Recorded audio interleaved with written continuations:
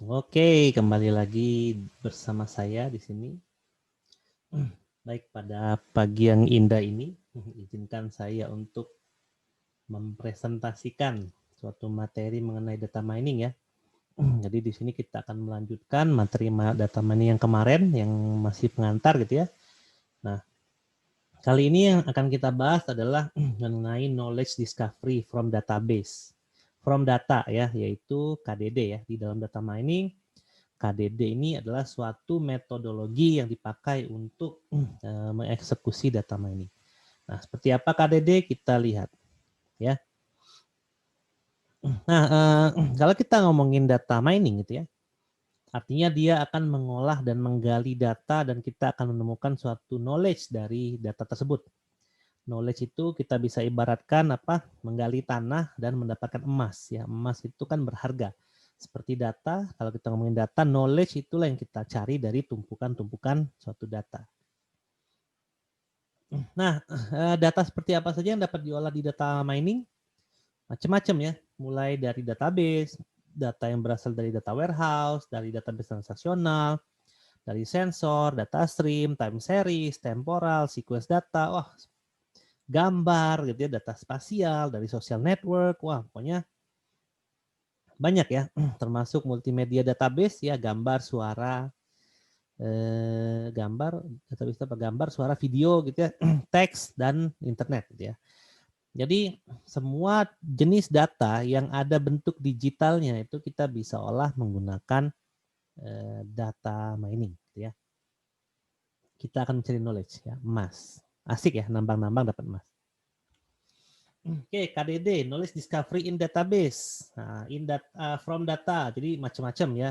Bukan macam-macam istilahnya, sama aja. Tapi D yang terakhir itu kadang dibilang database, kadang dibilang from data. Kalau in databases berarti dia khusus untuk database.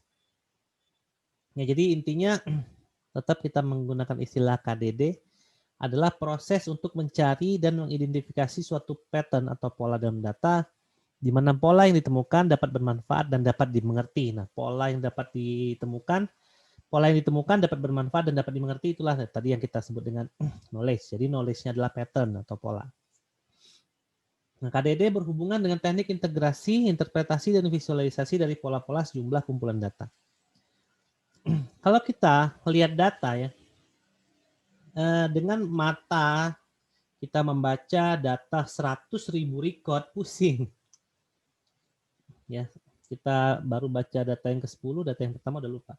Nah, bagaimana cara untuk memudahkan kita membaca record tersebut? Tentunya ya harus kita interpretasikan dengan persepsi yang berbeda dan kita harus bisa visualisasikan dengan suatu tampilan yang bisa menggambarkan ke seluruh data tersebut.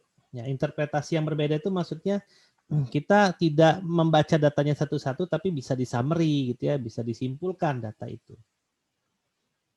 Karena kalau kita ngomongin data mining, itu datanya banyak banget. Nah, inilah tahapan-tahapan cara untuk menggali knowledge ya. Jadi knowledge itu adalah emas yang ingin kita cari itu di data mining. Dan karena kalau menggali emas, menambang emas itu menggali tanah untuk mendapatkan emas.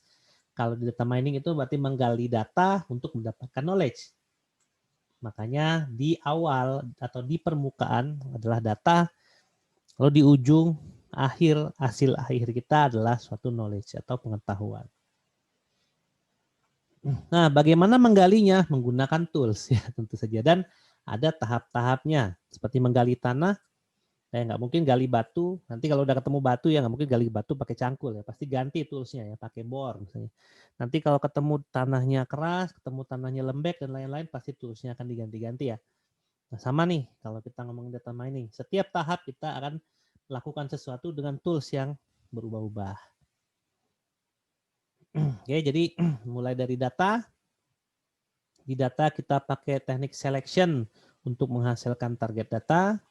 Kita akan menggunakan teknik pre-processing untuk menjadi data yang siap olah, pre-process data.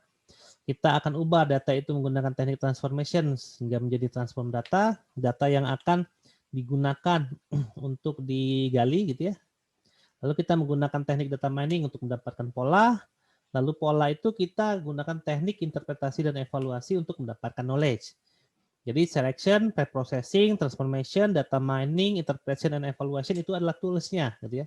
Teknik-tekniknya, cara yang kita pakai untuk menuju ke knowledge. Lalu data, target data, preprocess data, transform data, pattern, itu adalah objeknya. Artinya itu adalah target daripada tiap tools yang kita pakai tadi. Jadi kita langsung mulai aja di selection. Dari data ke target data kita menggunakan teknik selection. Data itu atributnya banyak banget. Ya, recordnya banyak banget. Apakah semua atribut itu akan kita pakai? Belum tentu gitu ya. Karena ada atribut yang kita tidak bisa bandingkan secara langsung misalnya. Kalau kita bilang lebih enak rasa es krim atau rasa coklat.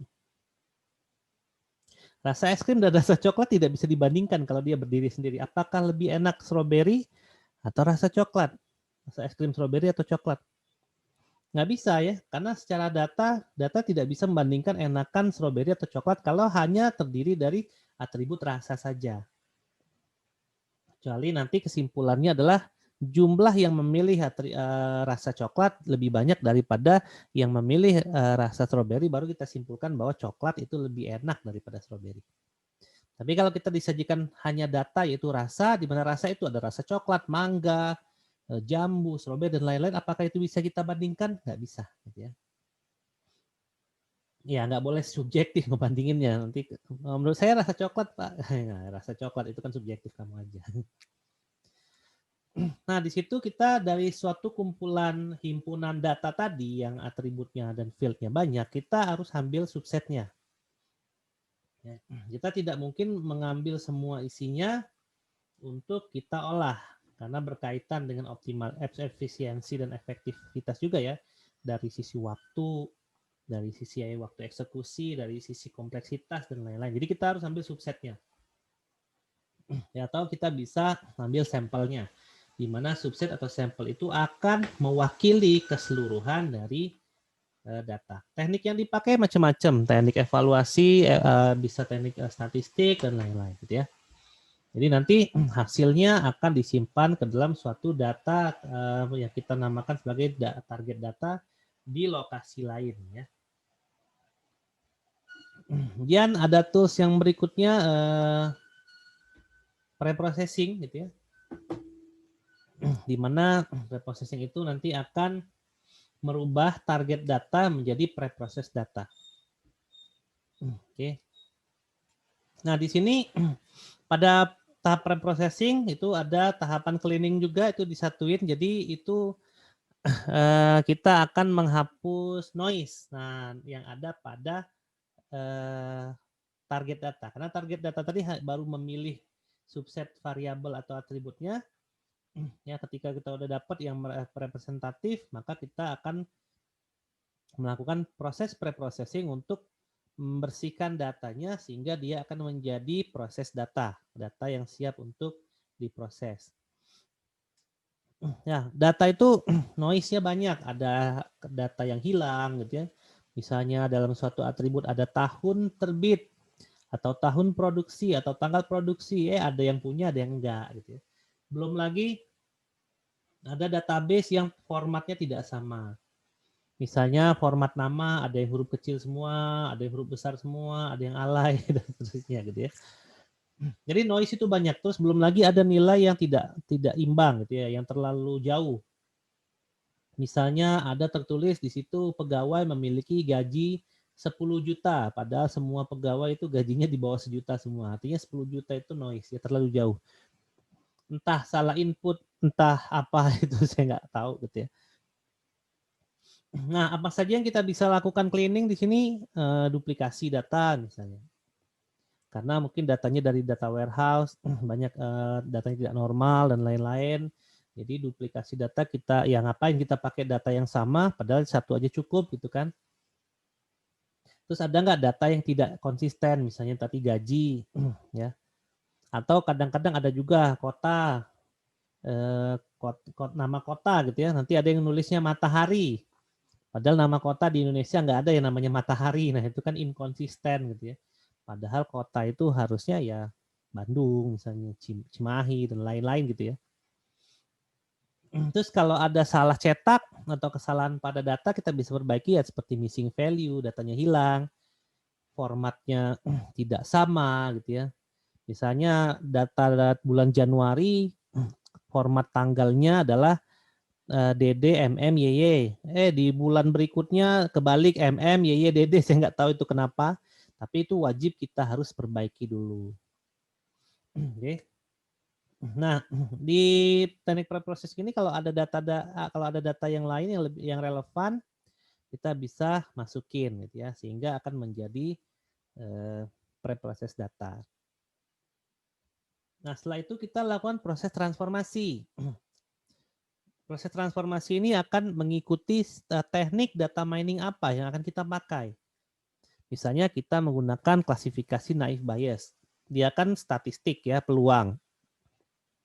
Dan datanya harus tipe kategori semua, tidak boleh ada number. Maka dari data hasil preprocessing tadi, kita harus ubah menjadi kategori semua. Ya, dan seterusnya gitu ya. Jadi kita harus menyesuaikan data yang akan diinput ke dalam teknik data mining nantinya, yang kemudian dari teknik data mining itu akan menghasilkan suatu pattern atau pola. Oke, setelah kita ada dapat patternnya, baru kita interpretasikan dan kita evaluasi patternnya. Ya, bisa bentuknya visualisasi, bisa bentuknya evaluasi oleh manusia gitu ya. Jadi manusia membaca hasil data mining itu lalu dia interpretasikan gitu misalnya. Lalu pola-pola apa yang bisa dimengerti oleh manusia kan gitu ya, bisa diterjemahkan oleh manusia. Nah, ketika kita udah interpretasi dan kita evaluasi, ya hasil daripada evaluasi dan interpretasi inilah yang kemudian akan menjadi suatu emas atau knowledge yang berharga bagi penggunanya, ya biasanya sih bagi organisasi ya. Oke, baik. Jadi seperti itulah yang kita namakan knowledge discovery in data atau from data atau in database. Itu beda buku, beda sedikit ya untuk istilahnya, tapi biasa KDD. Itu adalah langkah-langkah umum yang dipakai dalam data mining ya. Jadi kita akan menggali data dan ingin mendapatkan emas, yaitu knowledge. Ya, kira-kira filosofinya gitu. Oke, itu saja dari saya. Mudah-mudahan video ini bermanfaat. Tunggu saja nanti materi-materi selanjutnya tentang data mining karena ini akan menarik. Baik, saya pamit. Ya, wassalamualaikum warahmatullahi wabarakatuh.